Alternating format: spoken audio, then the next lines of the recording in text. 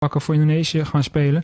Waarvan ik weet dat Jairo Riedewald ook wel in progress is. Presiden mengeluarkan surat persetujuan supaya para pemain ini bisa mengangkat sumpah dan sehingga bisa mendapatkan KTP dan paspor.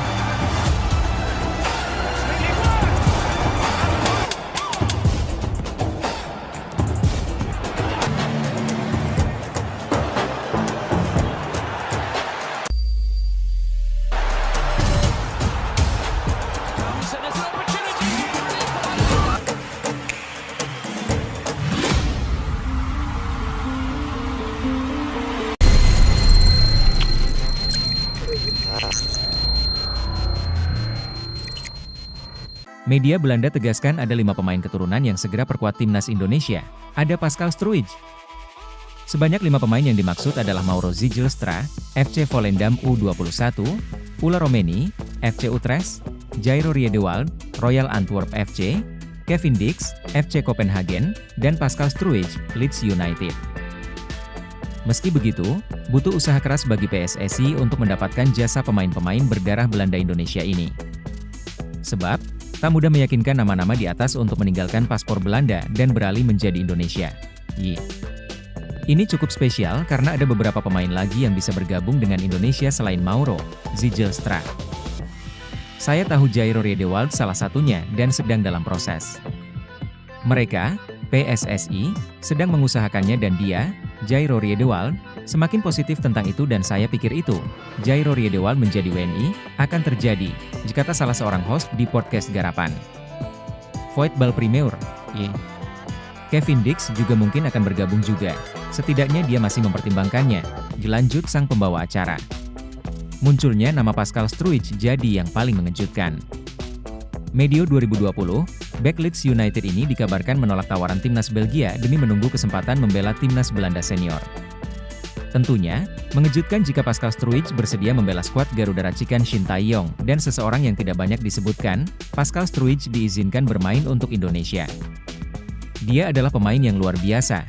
Selanjutnya, jika nama-nama di atas benar bergabung, betapa kuatnya skuad timnas Indonesia. Pelatih timnas Indonesia Shin Tae-yong semakin percaya diri mengandalkan formasi andalannya, yakni 3-4-3. Dalam pola ini, posisi penjaga gawang ditempati Martin Paes. Selanjutnya 3 bek sejajar ada Mees Hilgers, Jai Itzes, dan Pascal Struijk. Lanjut ke posisi wing bek kanan ada Kevin Dix dan Kelvin Verdong di sisi sebelahnya. Untuk 2 gelandang sentral ada Tom Haye dan Jairo Riedewald. Bagaimana untuk pengisi lini depan? Ula Romeni akan bertugas sebagai winger kanan dan Eliano Reijnders, winger kiri. Untuk posisi penyerang tengah diisi Mauro Zijlstra.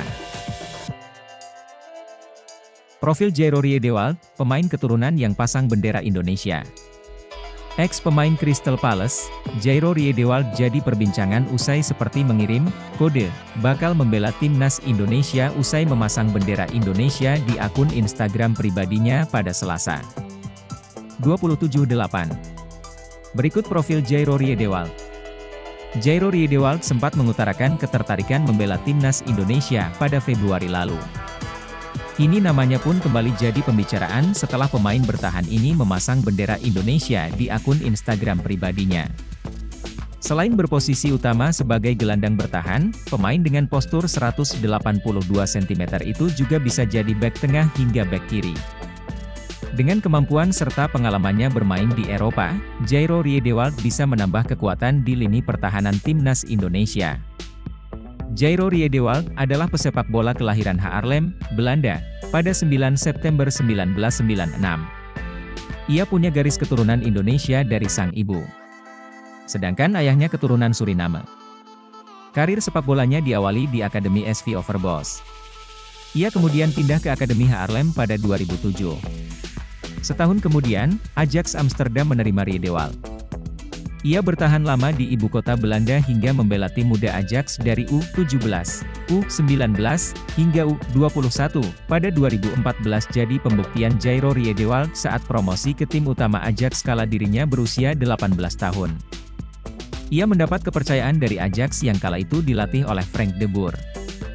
Selama 3 musim di tim utama Ajax, Riedewald mengemas 93 penampilan dengan kontribusi 3 gol dan 3 assist di Eredivisie. Di usia yang baru 21 tahun, Riedewald menerima tawaran Crystal Palace untuk merumput di Premier League. Mahar 9 juta euro atau 153 miliar rupiah jadi biaya transfer Riedewald kala itu.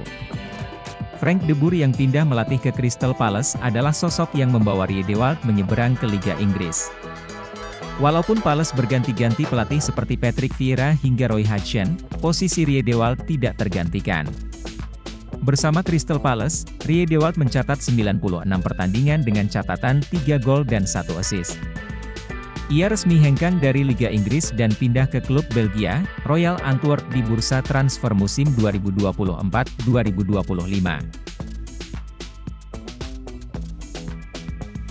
Dibocorkan media Belanda, Jairo Riedewald disebut dalam proses jadi pemain timnas Indonesia. Media asal Belanda, Voetbal Primeur, membocorkan gelandang Royal Antwerp FC, Jairo Riedewald, dalam proses naturalisasi menjadi warga negara Indonesia, WNI. Hal itu diungkapkan salah satu host di podcast Garapan Voetbal Primeur. Dalam podcast tersebut, mereka sedang mewawancarai calon penyerang timnas Indonesia, Mauro Zylstra. Sang host pun berkata bahwa bukan hanya Mauro Zylstra yang dalam proses naturalisasi menjadi WNI, tapi ada juga Jairo Riedewald. Dan ini cukup spesial karena ada beberapa pemain lagi yang bisa bergabung dengan Indonesia selain Mauro Zylstra. Saya tahu Jairo Riedewald salah satunya dan sedang dalam proses. Mereka, PSSI, sedang mengusahakannya dan dia semakin positif tentang hal itu, menjadi WNI, dan saya pikir itu, Jairo Riedewald menjadi WNI, akan terjadi, jika Jairo Riedewald benar didatangkan PSSI. Tentunya kabar baik bagi pencinta timnas Indonesia. Dalam pola 3-4-3 racikan Shin Tae-yong, Jairo Riedewald dapat membantu kinerja Tom Haye secara maksimal di lini sentral. Ketika Tom Haye difokuskan mengalirkan bola ke depan, Jairo Riedewald dapat memainkan peran kotornya sebagai tukang jagal. Secara pengalaman, pemain 27 tahun ini tak perlu diragukan. Ia sempat membantu Ajax Amsterdam juara Liga Belanda 2013 hingga 2014. Jairo Riedewald juga sempat 7 tahun, 2017 hingga 2024, berkarier di Premier League bersama Crystal Palace. Jika dibutuhkan, Jairo Riedewald juga dapat diandalkan sebagai gelandang. Satu lagi, Jairo Riedewald juga sudah melempar kode di akun Instagramnya, Jriedewald. Ia memberi kode dengan menaruh bendera Indonesia di bio Instagramnya. Karena itu, menarik menanti gebrakan PSSI selanjutnya. Setelah Mees Hilgers dan Eliano Reijers yang diproses, adakah pemain keturunan grade A lain yang dinaturalisasi? Timnas Indonesia membutuhkan tambahan pemain berkualitas untuk lolos ke Piala Dunia 2026. Peluang Timnas Indonesia lolos ke Piala Dunia 2026 terbuka lebar. Di 2 laga awal grup C saja, Timnas Indonesia dangdut menahan 2 tim langganan Piala Dunia, Arab Saudi, 1-1, dan Australia, 0-0. Breaking news, PSSI keluarkan pernyataan soal rumor Kevin Dix dan Ula Romeni segera jalani proses naturalisasi. Anggota Exco PSSI, Arya Sinulinga, mengonfirmasi pihaknya sama sekali belum melakukan proses naturalisasi kepada 2 pemain keturunan ternama, Kevin Dix, FC Copenhagen, dan Ula Romeni, FC Utrecht. Belum ada sedikit pun proses dilakukan, kata Arya saat dikonfirmasi awak media, tak mau isu di atas melebar terlalu luas. Dalam beberapa hari terakhir tersiar kabar PSSI akan melakukan pendekatan kepada Kevin Dix dan Ula Romeni, PSSI mengusahakan menaturalisasi 2 pemain tersebut. Rumor ini mencuat seiring kesuksesan Timnas Indonesia melaju ke babak ketiga kualifikasi Piala Dunia 2026 zona Asia. 2 nama ini muncul karena mereka memang mempunyai kualitas. Kevin Dix merupakan bek tangguh yang bermain di FC Copenhagen. Sementara itu, Ula Romeni biasa bermain sebagai penyerang dan winger kanan. Pemain berusia 23 tahun ini bermain untuk klub Liga 1 Belanda, FC Utrecht. Harapannya kehadiran mereka dapat mendongkrak performa timnas Indonesia di babak ketiga kualifikasi Piala Dunia 2026 zona Asia yang dimulai September 2024. Sebab, persaingan di babak tersebut akan semakin sengit dan perjuangan skuad Garuda untuk mentas di Piala Dunia 2026 otomatis semakin berat juga. Karena itu, timnas Indonesia membutuhkan pemain berkualitas tinggi. Tak heran nama yang dikaitkan akan dinaturalisasi adalah Kevin Dix dan Ula Romeni yang memang mempunyai kualitas. PSSI sedang merancang strategi demi bisa menggaet dua pemain keturunan baru masuk ke timnas Indonesia. Menurut pengakuan Arya Sinulinga, dua pemain naturalisasi ini namanya tidak terlalu santer terdengar di media, tak banyak orang yang membicarakannya. Dan saat ini pihak PSSI yang jelas sedang mengurus semua proses kepindahan kewarganegaraan dari dua pemain rahasia ini. Hal tersebut disampaikan Arya Sinulinga saat sedang berbincang santai dengan Valentino Simanjuntak dalam sebuah podcast YouTube. Yang pasti kita lagi urus, lagi proses, dokumen sudah masuk. Nama-namanya agak di luar dari yang sudah beredar, kata Arya Sinulinga. Kevin Dix kah, Mes Hayalelgeeres? Meski demikian Arya Sinulinga tidak mau memberitahu secara detail sosok dari pemain naturalisasi yang ia maksud ini. Hanya saja Arya Sinulinga menyebut posisi dari kedua pemain rahasia yang akan dinaturalisasi ini. Nantilah, tapi yang pasti ada posisi tengah sama belakang, jawab Arya Sinulinga. Sementara ini PSSI juga masih mengusahakan untuk merekrut pemain asing di posisi depan, striker, agar tim asuhan Shin Tae-yong semakin gahar lagi.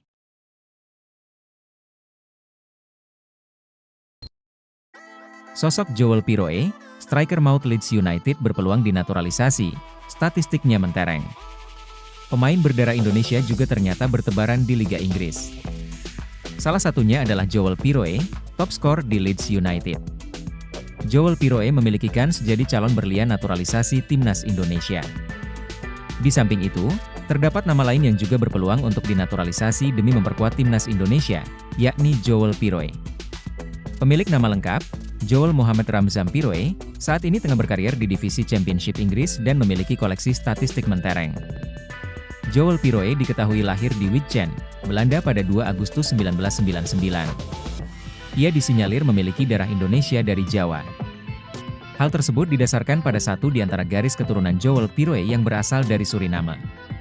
Sebagai informasi, sekitar 33,000 orang Jawa bermigrasi ke Suriname pada 1890-1939 setelah penghapusan perbudakan di Amerika Selatan. Apabila Joel Piroe memang memiliki darah Indonesia dan bersedia untuk bergabung dengan timnas Indonesia, maka hal itu akan menjadi kekuatan baru untuk mempertajam lini depan skuad Garuda. Peluang bergabungnya Joel Piroe bersama timnas Indonesia semakin terbuka lebar, mengingat bahwa penggawa Leeds United itu mengenal seorang bintang timnas Indonesia, yakni Nathan Choyaon. Joel Piroe diketahui sempat membela Swansea City pada musim 2021-2022. Disitulah Joel Piroe saling mengenal Nathan Choyaon. Berbeda dengan Nathan Choyaon yang hingga kini masih membela Swansea City, Joel Piroe justru telah hijrah menuju Leeds United. Meski demikian, kedekatan yang terjalin antara Joel Piroe dan Nathan Choyaon di Swansea City selama 2 musim, membuat peluang Joel bergabung timnas Indonesia bertambah besar. Seperti halnya Mes Hilgers yang sukses diraih manis oleh Ivar Jenner dan Kelvin Verdonk hingga bersedia membela timnas Indonesia. Apabila Joel Piroe hadir sebagai penggawa timnas Indonesia, hal tersebut akan mempertajam tombak lini depan skuad Garuda. Masih berusia muda, Joel Piroe bisa menjadi proyeksi jangka panjang timnas Indonesia. Joel Piroe juga dikenal sebagai pemain yang mampu melakukan finishing mematikan selama berlaga di lapangan hijau. Finishing mematikan Joel Piroe dapat dilihat dari catatan statistik mentereng yang dibukukannya selama musim 2023-2024. Sebanyak 15 gol dan 4 assist sukses ditorehkan oleh Joel Piroe untuk Leeds United. Tak hanya itu, Joel Piroe juga merupakan seorang pemain multifungsi yang dapat diturunkan sebagai penyerang tengah, gelandang serang, maupun sayap kanan dan kiri. Memiliki postur jangkung setinggi 1,85 meter juga membuat Joel Piroe lihai dalam melakukan duel udara dengan para lawan. Menarik dinantikan kepastian naturalisasi Joel Piroe untuk timnas Indonesia mendatang. Ketum PSSI Erick Thohir berharap Mes Hilgers dan Eliano Reijer sudah bisa debut memperkuat timnas Indonesia pada bulan Oktober. proses naturalisasi mereka sudah dimulai. Pada pekan lalu, Hilgers dan Eliano diumumkan akan menjalani proses naturalisasi. Keduanya akan menjadi tambahan kekuatan anyar Indonesia untuk bersaing di pentas internasional. Erick Thohir meyakini kehadiran mereka akan semakin menambah level kompetitif timnas Indonesia. Di pundak keduanya disandarkan harapan ratusan juta penikmat sepak bola Indonesia.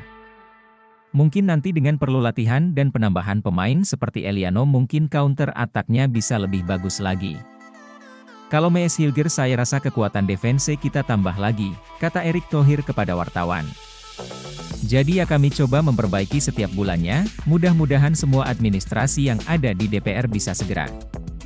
Pak Menpora, Dito Aryo Tejo, sudah tanda tangan, Mensesnek, Pratikno, sudah tanda tangan, Pak Presiden, Joko Widodo, besok, Rabu, 11 September, tanda tangan, ujarnya menambahkan. Terbaru, Timnas Indonesia baru saja memainkan 2 laga ronde 3 kualifikasi Piala Dunia 2026. Garuda meraup 2 poin setelah 2 kali bermain imbang 1-1 melawan tuan rumah Arab Saudi, 1-1, dan menahan Australia 0-0. Selanjutnya Timnas Indonesia akan menjalani 2 laga tandang. Garuda akan dijamu Bahrain pada 10 Oktober dan Cina pada 15 Oktober. Nanti tinggal proses di DPR supaya Oktober tanggal 10 dan 15 mereka bisa memperkuat Indonesia untuk pertandingan di luar negeri, di Bahrain dan Cina, ucap Erick Thohir. Kiper Timnas Indonesia Martin Paes langsung kembali ke Amerika Serikat setelah pertandingan Indonesia versus Australia, Selasa 10 September malam. Selepas pertandingan di Stadion Utama Gelora Bung Karno yang berakhir imbang 0-0 itu, Paes masih ikut ritual pemain Timnas Indonesia bernyanyi bersama seluruh supporter di tengah lapangan. Kemudian Paes juga masih ikut berkeliling Stadion GBK untuk menyapa para supporter. Tetapi setelah itu Paes langsung naik mobil khusus. Ia tak bergabung dengan tim naik bus Timnas Indonesia. Paes menggunakan mobil sendiri dikawal perwakilan PSSI menuju Bandara Internasional Soekarno-Hatta. Saat meninggalkan stadion, ada pengawalan polisi yang mendahului. Manajer Timnas Indonesia Sumarji membenarkan bahwa Paes langsung pulang ke Amerika Serikat. Pemain FC Dallas ini tidak ikut pemain ke Hotel Fairmont, tempat menginap. Ya, Martin Paes langsung ke bandara, kata Sumarji kepada cnnindonesia.com soal mengapa Paes tidak bergabung dengan tim menggunakan bus Timnas Indonesia. Terlepas dari itu, Paes tampil gemilang bersama Timnas Indonesia.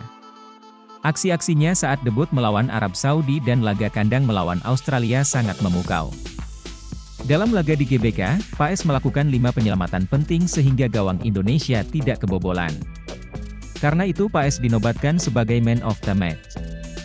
Setelah ini Timnas Indonesia akan kembali berkumpul untuk pertandingan melawan Bahrain dan Cina. 2 pertandingan ini berlangsung pada Oktober nanti di kandang lawan. Kemungkinan besar Paes akan kembali dipanggil oleh Shin. Seperti saat melawan Arab, Paes tidak ke Indonesia, melainkan langsung bergabung dengan tim di kota tempat berlaga.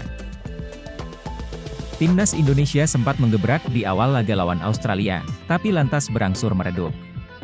Garuda sulit keluar dari tekanan Soceros karena hal-hal ini. Indonesia menjamu Australia di Gelora Bung Karno, Selasa, 10 September 2024, malam WIB, pada laga babak ketiga kualifikasi Piala Dunia 2026. Laga alot ini berakhir imbang 0-0 dan membuahkan poin kedua untuk Timnas. Pasukan Shin Taeyong sempat menyulitkan dan mengancam selepas sepak mula.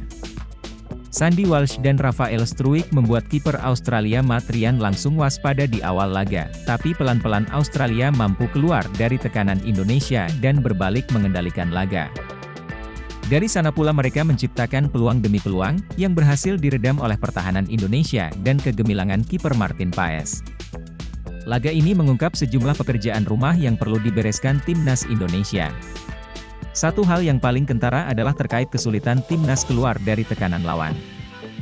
Australia melakukan pressing dengan rapi, sehingga membuat tim merah putih tak nyaman menguasai bola. Masuknya Tom Haye menggantikan Ivar Jenner bisa dilihat sebagai upaya Shin Taeyong untuk menjaga aliran bola Timnas, saat mendapatkan momen-momen untuk melakukan serangan cepat. Tapi itu tak berjalan mudah. Timnas tak bisa cukup lama memegang bola, salah satunya karena kerap kalah dalam duel-duel, khususnya duel udara.